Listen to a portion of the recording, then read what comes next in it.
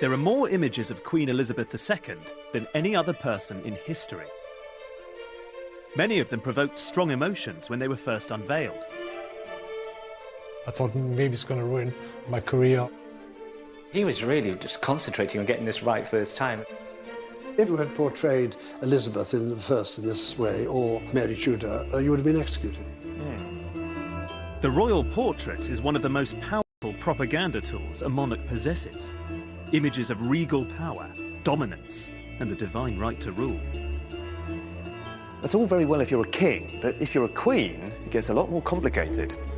I'm going to discover how artists through history have grappled with painting a woman in power and what that tells us about our changing attitudes to female monarchy. This is where you get excited every time, again and again, to be a historian. Are you excited to be a historian at the moment? Well, I am, but I don't know what I'm going to see. How can a queen be a terrifying ruler in an ageing female body? When you've seen photos of her, you can't really knock just a few years off her age. We can't have this airbrushing going on anymore. And how can she ever command the same respect as a king? Look at her. She's a monster with snakes in her hair, and her breasts are long, sagging, withered, like udders. Throughout history, artists had to summon all of their creativity and skill to strike that complex balance between femininity and power.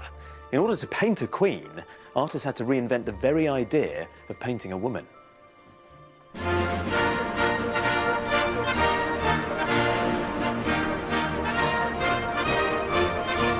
In case you hadn't noticed, it's the Queen's Diamond Jubilee. To mark it, the National Portrait Gallery show, The Queen Art and Image, has been touring the country. It celebrates the diverse portraiture of the last 60 years. The most famous and controversial of them all is barely the size of a postcard.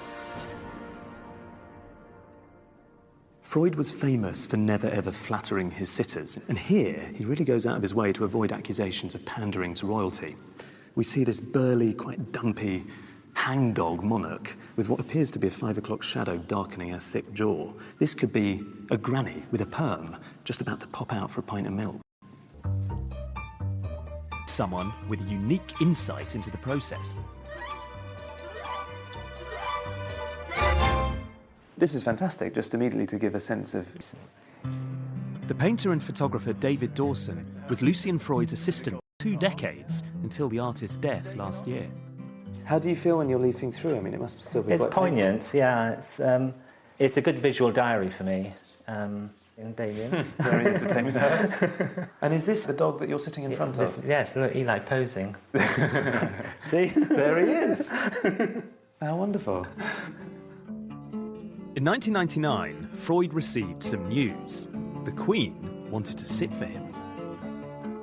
There's this photo before the Queen arrived. Dawson was given permission to document part of the process, which took place over 18 two-hour sittings. For Freud, whose portraits could often take years, it wasn't long. Quite often with Lucian, when he's working in the studio, he has 2 or 3 attempts. So he was really concentrating on getting this right first time. It all began splendidly. He sort of started around the forehead and around her eyes, and Lucian, when he painted, would work in small areas and then build outwards. Well, he'd make that bit quite finished. Yeah, and then... yeah, and then it would just grow. It was a very unusual way of painting. Yeah, it is. It was fascinating to watch. But not everything went quite to plan. Painting the hair with the crown on top, he needed more space in the canvas, so we added another 1.5 or 2 inches onto the top of the canvas. So originally she didn't have a diadem at all? This was always the pose of the Queen, but in the painting it didn't fit. There's also that, you know, when does it become a royal portrait or just a straight portrait without the diadem and the tiara? Well, it helps. Yeah.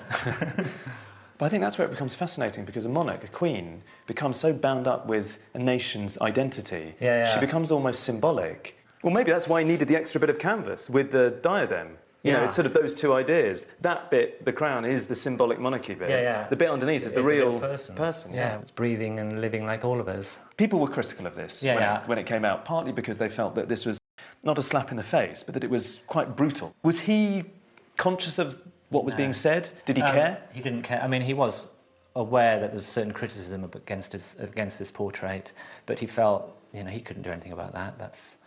It's what other people thought. It's not what he was thinking. And what do you think? I think it's a serious, very good painting that shows the monarch in the 21st century. You know, it's not 8-foot portraiture that's, glorifying the great and the good. This is a very real person in a unique position that Lucian's very aware of the history that's gone through her family.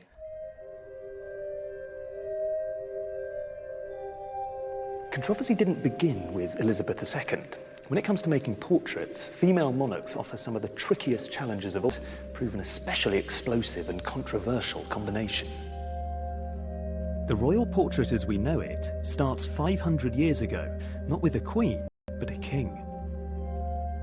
In England, at the time of Henry VIII, the idea of a regnant queen was unthinkable. Women were simply considered unfit to rule. Henry VIII didn't have a male heir because 20 years of marriage to Catherine of Aragon had so far only yielded a daughter, Mary. So he was desperate to marry a younger woman. The thing was, the Pope refused to annul his marriage, so Henry's dynasty was in crisis. His solution was radical. Break with Rome and declare himself the supreme head of the Church of England. Henry would replace the Pope. It was a shocking and audacious move, and Henry had to assert his own legitimacy as well as his authority over the church, and to do that, he needed to develop some propaganda, and his secret weapon was the artist, Hans Holbein. By 1536, Holbein had become the king's painter and stayed with him for the rest of his life. Holbein's most powerful portrait of Henry VIII no longer exists because it was destroyed in a fire in 1698. But I think it's a testament to the artist's genius that more than 300 years later, it lives on as the definitive image of the Tudor king. The original Whitehall mural was huge, but a small version still exists, and it's currently here at the Maritime Museum in Greenwich. I'm going behind the scenes to try and understand the power of the original. The portrait was commissioned to celebrate the birth of a son and the assured future of the Tudor dynasty. What Holbein has created here is the archetype of kingship. Henry VIII is such an exaggerated idea of what a king could be, it's almost comic. He isn't anatomically correct. Look how broad he is, this big beast of a tyrant of a king. And just to ram home that point that he was capable of providing an heir for the nation, we see him in this sexually quite aggressive pose.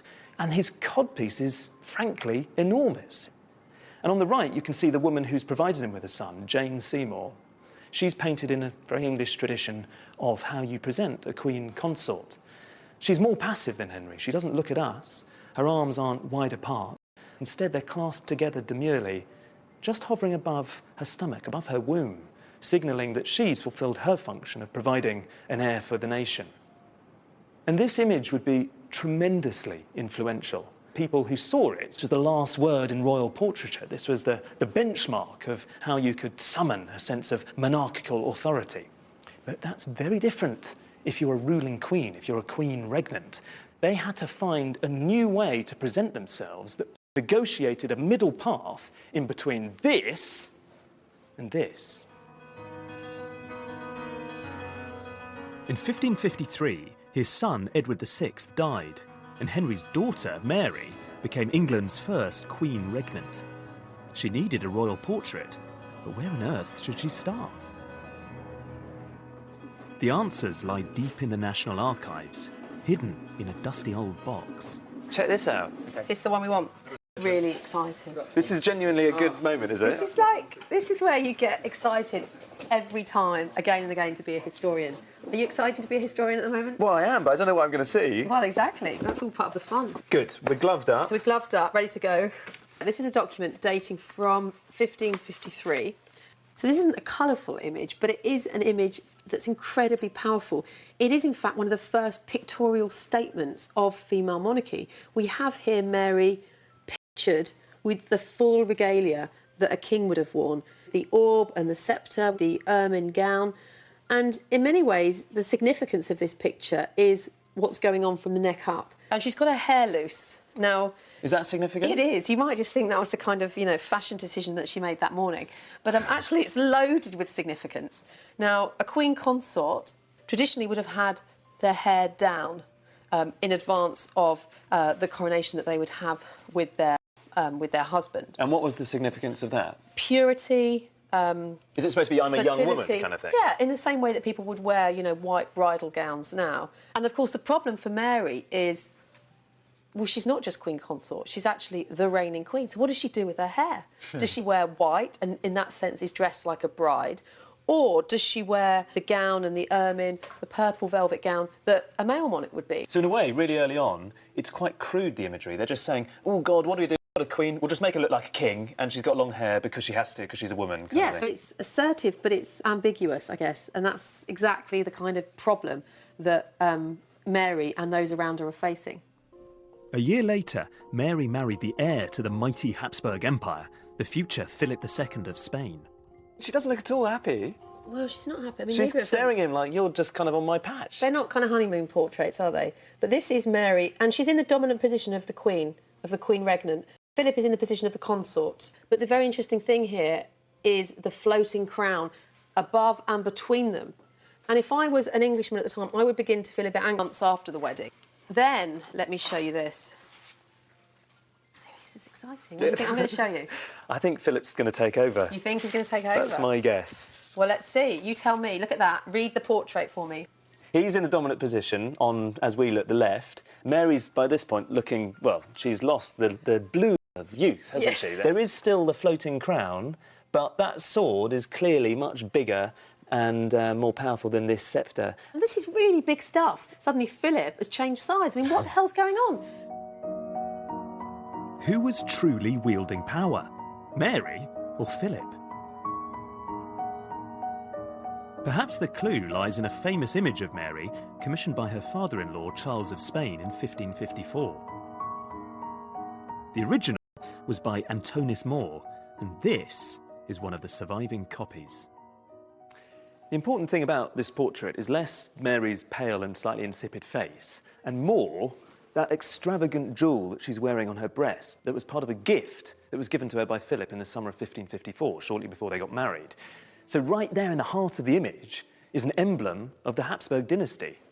Even the pose refers to the Habsburgs because it's reminiscent of a very famous seated pose in familiar portraits by Titian of Philip's mother, Isabella of Portugal. Here you have Mary, the first regnant queen in English history, and rather than looking like a sovereign, she looks like a consort of an entirely different European dynasty altogether. She's been relegated from her status as a queen to that of a bride.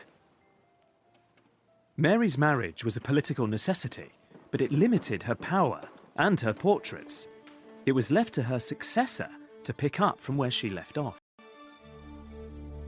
Of all the paintings of queens, it's those of Elizabeth I that truly capture the imagination. The Ditchley portrait by Marcus Gerarts the Younger is one of the most famous of all. In it, she's Gloriana, the eternally youthful virgin queen. The thing about this painting is quite how remarkably strange it really is, because it was painted towards the end of Elizabeth's life in 1592, and she's standing in this supernatural, kind of cosmic space with her realm literally laid out at her feet. So she is, compared with the kingdom, colossal. She's in this strange area where she has the elements at her command. There's sunlight to the left, and then there's a thunderstorm. And she can command both. She can summon sunlight, she can banish tempests as she wishes. As a piece of propaganda, obviously, this is very powerful indeed. It's really effective. But it's also something else. It's awesome, it's odd, and it's quite new. She's something dazzling and terrifying. And this portrait did a huge amount to completely reinvent how you go about painting a queen. 40 years earlier, there was little hint of what was to come. Aged 14, she's depicted as a young, bookish princess, pale, cautious, and actually quite sweet. In 1558, when she was 25, Elizabeth became England's first Protestant queen. Every move scrutinised by powerful Catholic enemies. She knew they were biding their time, and the threat of her rival, Mary Queen of Scots, loomed large. Elizabeth needed a strong royal portrait to restore stability and shore up her own power. And she, of course, knew from her sister that a queen's image could all too easily escape her control. Unlike her father, Henry VIII, Elizabeth didn't have an artist who was up to the job. There are a number of artists who are producing images which don't show a regal-looking monarch. And you've got a difficult problem if you're an unmarried young woman who's taken the throne. Very early on in her reign, in the 1560s, we know that her ministers are really quite anxious about this and concerned about it. So they were on the hunt for a really good court Absolutely, artist? Yes. 6 years into her reign, Elizabeth's advisors drafted a proclamation designed to regulate her image. No one could make a portrait of the Queen until that special artist could be found. I mean, they're really quite covetable things. You're telling me? You want to hold them, to... Can I hold it? I'm not going to give you this to hold because it's just so incredibly precious. You can see it very kind of close up. The miniature was created by Nicholas Hilliard, a goldsmith and painter. We'll get a better look at it if we put it under this microscope, which gives you an amazing view of the Queen's face, the background, the inscription, and the way that he painted her hair and her jewels and the costume. This gives you a real sense of how breathtaking the skill required to make an image like this is. Hugely skilled, yeah. I mean, he's a really, really impressive painter. Elizabeth had found her special painter. Hilliard's miniature became an official image. It was to have enormous influence on dozens of subsequent artists. This one's called the Phoenix, and this one's called the Pelican, and this is after the jewels that she wears at her chest. And they're two images that are very, very closely related by the same artist. And if you look at the face patterns on these, they're actually identical, but reversed. So this is the same image as this is. Tanya's team had a theory that both portraits, and many others, all derived from the same source, Hilliard's miniature. This is a tracing of that painting. And if we put it against a scaled-up version of the miniature, you can begin to see the close relationship between the miniature and the painting, because the lips, the nose, and just about the eyes match up, and the hairline matches up. That's a good fit. I mean, does that, to you, that feel conclusive that there's one source for the two images? It or does. The three images? It absolutely does, yeah. And that we've ended up with other images which use this face pattern again and again and again. The research proves that Hilliard was one of the first artists to be officially sanctioned by the Queen. His face pattern could be disseminated to other painters to copy. It allowed Elizabeth unprecedented control of her image. Her face wasn't the only thing she tried to control in her portraits. Like her father, Elizabeth was obsessed with another aspect of her image: clothes. Thanks. Divine. I'm at Angel's Costumiers to meet costume historian Judith Watt. It's beautiful. God, that's nice. I think you're going to recognise this lot. Oh, yes, I see. Yes. Oh. There's a production down here of the painting, so you can compare the two. Yeah, well, it's nothing like, is it? No. I mean, if you look at this, her reticella lace... What type of lace? Reticella. And what does that mean? The reticella is this cutwork lace that was imported from Italy. This was essentially extremely expensive and extremely stately, and this is about formality and status, outdressing everybody else, because, of course, in 1579, she brought in further sumptuary legislation regulating exactly what people could wear. So she was always wearing stuff that nobody else could. So this is a painting which has worked, hasn't it? Because it's come down in history. It has commemorated her. We're excited about it. Yeah. Elizabeth remained unmarried and didn't produce an heir.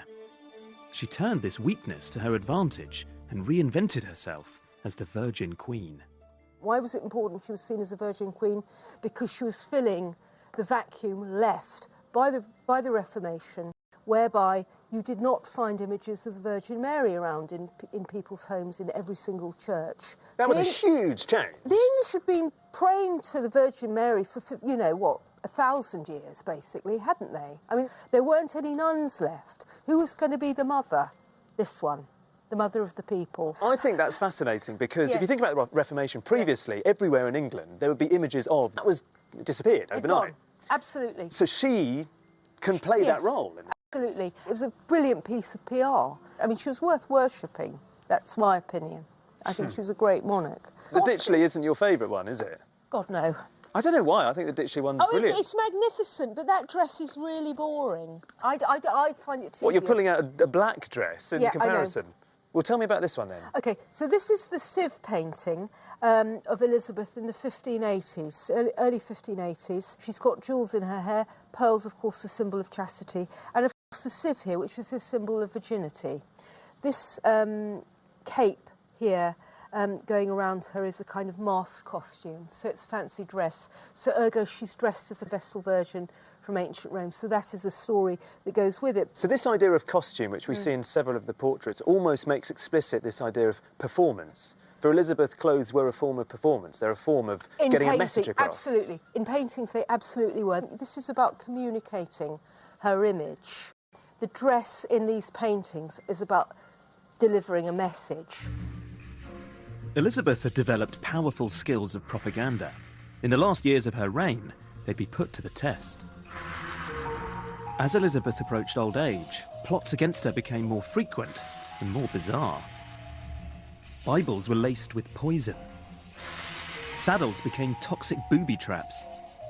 The need for a strong, powerful image became a matter of life and death. During the Tudor period, being 60 and being a woman was considered unnatural and abhorrent. And the thing is, if you were a monarch, it was something else altogether. It was also risky, because a weak and feeble body meant a weak ruler and a feeble nation. So Elizabeth had to come up with quite a crude but effective solution to the problem, which was she just started pretending that she wasn't getting older at all. Hilliard was called upon to shun reality and create a new face pattern, the Mask of Youth. As she approached the age of 70, the face of the balding, toothless queen was frozen into that of youthful beauty. The government called for unauthorised images of the queen to be destroyed.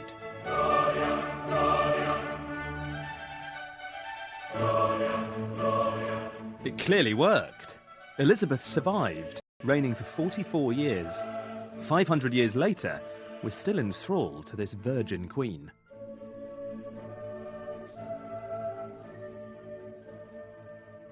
Elizabeth I died in 1603, aged 70. And for nearly 100 years, no other queen regnant ruled over England until Mary madness and all the strangeness of Elizabeth Ditchley portrait. The way that Mary had herself represented was just astonishingly conventional and formulaic. You could even say that she set the representation of queens right back to the beginning.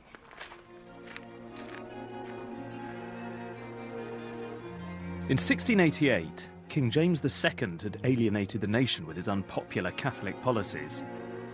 Parliament wanted him out and invited his Protestant daughter Mary and her husband William of Orange to start a glorious revolution.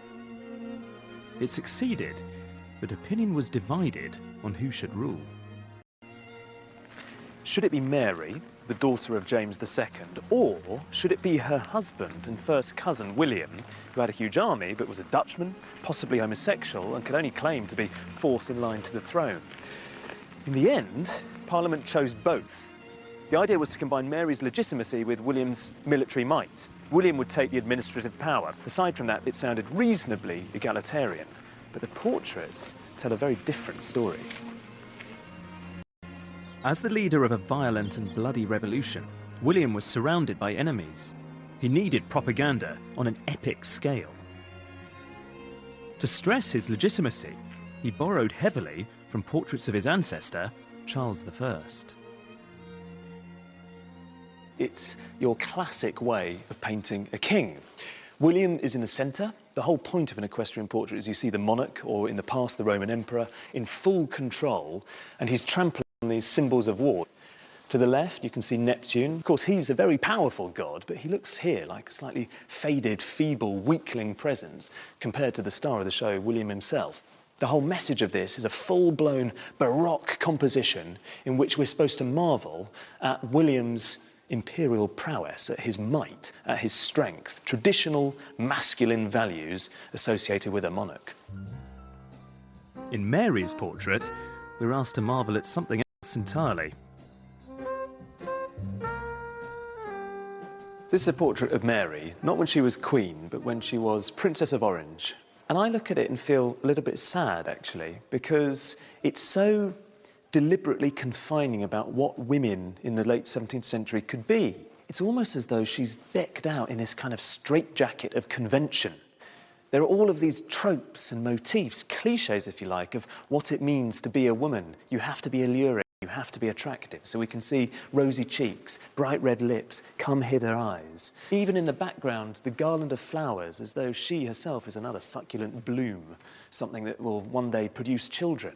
Here's a future Queen of England, court. To see what I mean, you just need to look at this. Another very glamorous portrait of an aristocratic lady, which has got all of the same tropes and motifs and ideas, which is essentially about aristocratic women as sexy, almost merchandise. This image of Mary remains the template by which she was painted throughout the rest of her life.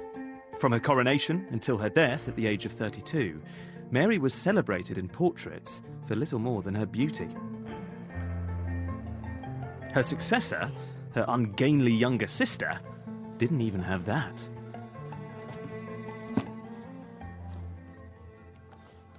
So I reckon that most people would be hard-pressed to name this lady, Queen Anne. The thing about Anne is that she has a very bad reputation. Anne's contemporaries noted that she was dull and dim-witted, but her appearance caused abject horror. Obese and notoriously plain, she had a weeping eye and a squint. She was supposedly so ridden with gout that she couldn't even make it to her own coronation. She had to be carried to the ceremony. Let's have a look at this one. But the thing is, she ruled at the beginning of the 18th century, and this woman actually presided over one of the most exciting periods in our nation's history. The reign of Anne coincided with many great achievements. The empire expanded into Europe and America. Architecture flourished as John Vanbrugh built the Baroque masterpiece Blenheim Palace. And literature flowered, with Alexander Pope writing his groundbreaking satire, The Rape of the Lock. While Anne presided over this era of innovation, history hasn't let her claim the credit. It seems her propaganda machine wasn't in the best of shape. In Anne's coronation portrait, she sought to align herself with Elizabeth I, dressing in gold. While Elizabeth was a resplendent virgin queen, the paintings of Anne are remarkably unflattering, and even worse, they're boring.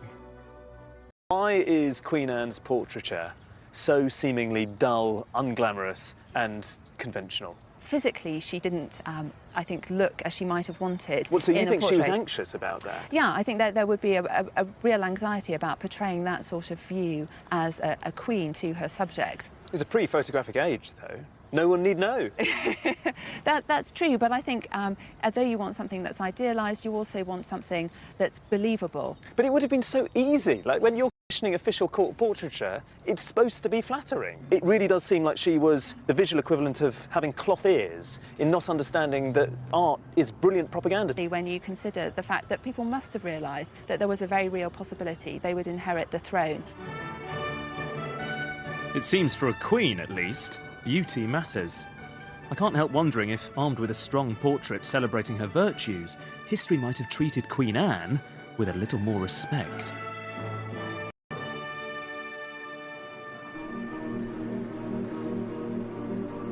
By the late 18th century, the Age of Enlightenment had transformed ideas about women.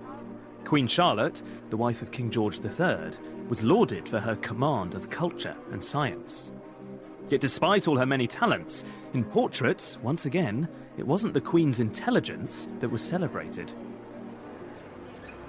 Charlotte was a great patron of the arts, as was her husband, who founded this place, the Royal Academy. The painter Johann Zoffany specialised in works that were refined, polished and elaborate. He was quickly spotted by the King and Queen, and this painting was his first royal commission. I think rather cleverly, Zoffany offers a whopping great clue about how we should think of Charlotte herself, because if you look at the composition, her form and the colour of her dress is mirrored very clearly in this triangular whitish silverish dressing table to her side. So Zoffany's not stressing her power as a queen consort. Instead, he's stressing her femininity. So I would call the tone of the painting a piece of elegant sycophancy, because it's really well done, but it is an official commission. Unfortunately for her, she wasn't always going to be depicted in such an alluring, elegant and beautiful manner. In reality, contemporaries thought Charlotte exceedingly plain and increasingly ugly. Unluckily, her reign coincided with the golden age of satire. This is a far cry from Zoffany. Look at her. She's a monster with snakes in her hair, long, scaly, and her breasts are long, sagging, withered, like udders. And she's protecting Pitt's private parts, because it was said of Pitt, who never married, he was stiff with everybody except the ladies. And so here is Charlotte protecting the Prime Minister, but not depicted in at all friendly way. And look how Charlotte is depicted again, with her ragged, jagged teeth. Very ugly. Very, very ugly, with a prominent nose. And this was a depiction of a queen that was never very popular. So she was fair game to satirists. Perfect game. But I'm intrigued about the novelty of suddenly the disrespect paid to a queen, which is something new. If I think you had portrayed Elizabeth in this way, or Mary Tudor, you would have been executed. No question about that. And you would have been executed twice. You would have done Henry VIII that way. No trouble at all. Authority. So this is a reflection of diminished power for the Hanoverian crown. Yes, the Prime Minister of the day was a very, very important figure, and the Cabinet was important. And slowly the power was being transferred to those people who had elected mandate. Yet Charlotte was facing more than the loss of mere power. By the late 1780s, her life was at stake. Here is Louis XVI executed in France. And here is the possibility of George III being executed. And here is Charlotte strung up on a lamppost with the Prime Minister in St James's. So there were a number of crises threatening Britain at this time. There were great crises. Yes. There was real possibility of revolution. All the crown heads in Europe were worried they were going to be guillotined. In France, the King and Queen had alienated their subjects with their overblown absolute monarchy. To survive, the British crown needed a new kind of image, as far away from this as possible. In 1789, Charlotte, still reeling from events in France and her husband's madness, was asked to sit for the artist Thomas Lawrence. Just 20 years old, this awkward young man offended her instantly. Lawrence had a problem on his hands. The Queen insisted on sitting for him while listening to her daughter read to her, but she appeared totally bored and grim-faced and a bit severe.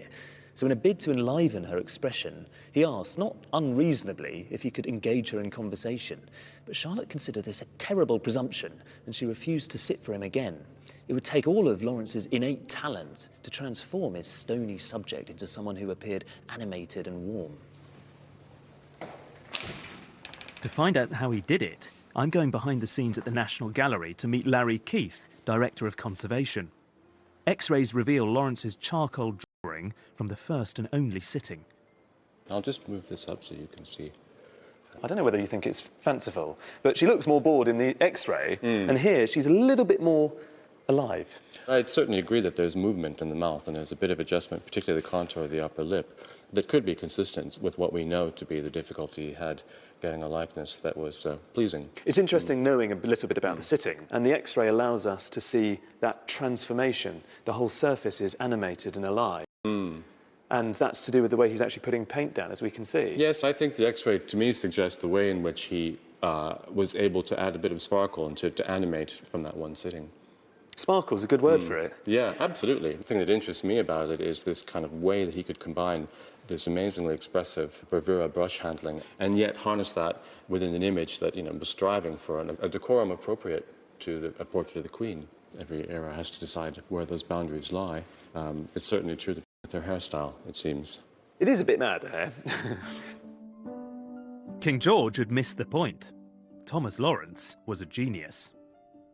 I find it unbelievable that someone who was only 20 created this, because it's been painted with such assurance. There's such an enjoyment in the whole idea of using a brush and oil paints in the first place. But Lawrence has injected everything with this brilliant spirit of informality.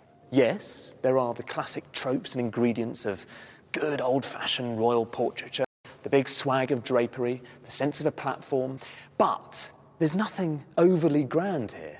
The swag of drapery is just a curtain. She's not really sitting on an elaborate throne. It's just a very plain and simple chair. We're not in the presence of someone who's been allowed to rule by divine right. And if you think about when this was painted, suddenly the informality of the image makes sense, because this dates from 1789. Think of what was going on in France. The Bastille had fallen. All of a sudden, if you were a queen, it was imperative that you didn't look overly extravagant and grand and regal and out of touch. In the last years of their reign, George and Charlotte not only kept their heads, the sober, pared-down monarchy won them new adoration from their people. 50 years later, by the reign of their granddaughter Victoria, the great monarchies of Europe were disappearing fast. Britain, dissenting voices were loudly questioning the very notion of royalty. Victoria took Charlotte's image of a humbled monarchy and ran with it. Queen Victoria was the first ruling female monarch whose children survived childhood. Unlike Charlotte, who was a consort, Victoria had to portray herself as both a mother and a ruler. It was quite a tricky path to negotiate, but Victoria turned that weakness into a strength. She realised that the role of mother is the one trump card a queen has over a king. One painting didn't just transform the idea of the Queen, it delivered her image to a completely new audience. The Royal Family in 1846 by the German artist Franz Xaver Winterhalter. If I'm honest, it's not very fashionable to say you like a painting like this one. It's done in a very suave, quite cosmopolitan 19th century style. Technically, it's a virtuoso piece of painting. And to modernise, it almost feels a bit slick. But the thing is, I find this really charming. I think it's a wonderful composition because what we see isn't that old tradition of kings and queens in quite stiff, fusty outfits and positions. Rather, we have Victoria and...